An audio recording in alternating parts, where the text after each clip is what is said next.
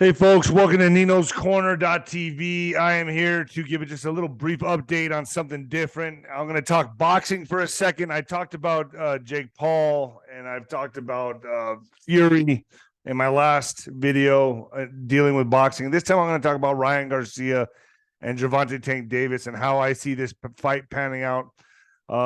This is geared toward my boxing fans out there, people that are boxing historians, boxing connoisseurs. I think this fight we're being robbed of what it could be, the potential that it really could be living up to. Yeah, both exciting fighters. Ryan Garcia is gonna, he's gonna really try hard. He's gonna come and bring it, but there's a lot of things that are making me very doubtful on Ryan Garcia's efforts, and I think it has to do with maybe Oscar De La Hoya being a little too desperate to put him in this kind of situation. I don't know what's going on in Oscar De La Hoya's mind. I'm not psychic, but there's a lot of problems that I see. I think Ryan Garcia's lack of world competition, world championship fights, his lack of opposition, his lack of experience. The kid is flamboyant. He's flashy. He's talented. He has a lot of strengths, a lot of speed, power, everything, right? That's really not going to do much against someone like Gervonta Tank Davis when you have a rehydration clause in there.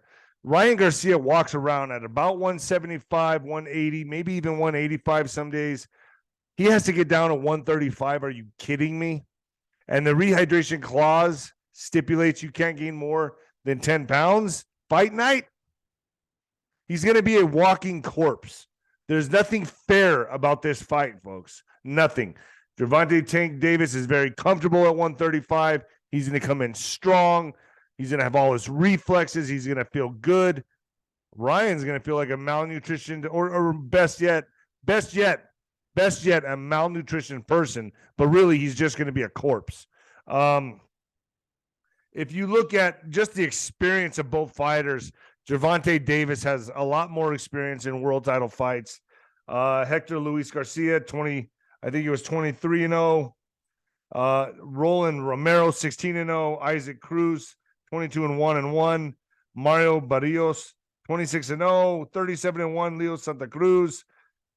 Gamboa, he fought Gamboa, 30-2. The guy has fought some tested and very well calibrated opponents. So for this fight, I think it could have lived up to a lot of expectations if they just would have waited. If they would have waited with Ryan Garcia and let him build up for another year to 2 years,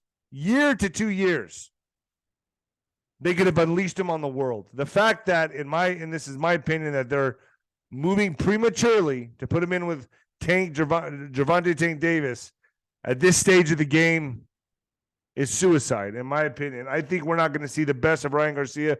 We're going to see a shell of a man in the ring.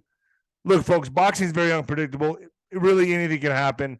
I've been wrong before, but from what I see here with this rehydration clause is just a way for fighters to cheat. And what I mean by that, cheating in the sense of cherry picking. They're able to cripple a guy and handicap a guy. You can't do that in the heavyweights. Very little you could do in the heavyweights. But in these weight divisions, folks, this man, I'm going to say boy, Ryan Garcia, walks around at about 180. He's coming down to 135 to fight. Are you kidding me? And he has a rehydration clause. Can't put on more than 10 pounds fight night. How much energy do you think this guy's going to have? How much power do you think he's going to have? How much speed do you think he has? This changes the game. And Tank Davis is a very tough cookie. He's going to come in. He's going to bring it. I'm going to give you a prediction.